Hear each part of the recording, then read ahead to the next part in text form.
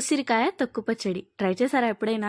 ఓసారి చేసి పెట్టుకుంటే వారం రోజుల వరకు నిల్వ ఉంటుంది. ముందుగా కడాయిలోకి 1 టేబుల్ స్పూన్ ఆయిల్ వేసుకున్న తర్వాత 5 ఎండుమిరపకాయలు, 1 టేబుల్ స్పూన్ మినపప్పు, శనగపప్పు, 1/2 టేబుల్ స్పూన్ ధనియాలు ఇంకా జీలకర్ర, 1/2 టేబుల్ స్పూన్ మెంతులు వేసి లో ఫ్లేమ్ లోనే దోరగా ఫ్రై చేసుకుని పక్కన ఉంచుకోవాలి. కడాయిలోకి మరో టేబుల్ స్పూన్ ఆయిల్ వేసి 5 ఉసిరికాయలను చిన్న చిన్న ముక్కలుగా కట్ చేసుకుని వేసుకోవాలి. మీ రుచికి సరిపడా ఉప్పు, 1/2 టీ స్పూన్ పసుపు వేసి మరీ మెత్తగా అయ్యేంత వరకు కాకుండా కాసేపు ఫ్రై చేసుకోవాలి. గుప్పెడు కరివేపాకు, 5 నుండి 6 వెల్లుల్లి రెప్పలు, కాడలతో పాటు కట్ చేసుకున్న కొత్తిమీర కొంచెం వేసి పచ్చివాసనంతా పోయేంత వరకు ఫ్రై చేసుకోవాలి. చివరిగా కొంచెం చింతపండును వేసి ఓసారి కలిపి స్టవ్ ఆఫ్ చేసేయాలి. ముందుగా వేయించి పక్కనుంచుకున్న వాటిని పౌడర్ చేసుకున్న తర్వాత ఉసిరికాయల్ని బరకగా గ్రైండ్ చేసుకోవాలి. లాస్ట్ లో కొంచెం పోపు వేసి బాగా కలుపుకొని వేడి వేడి అన్నంలోకి పచ్చడి వేసుకొని తిన్నట్లయితే పుల్ల పుల్లగా కారం కారంగా చాలా అంటే చాలా బాగుంటుంది. ఒకసారి ట్రై చేసి చూడండి.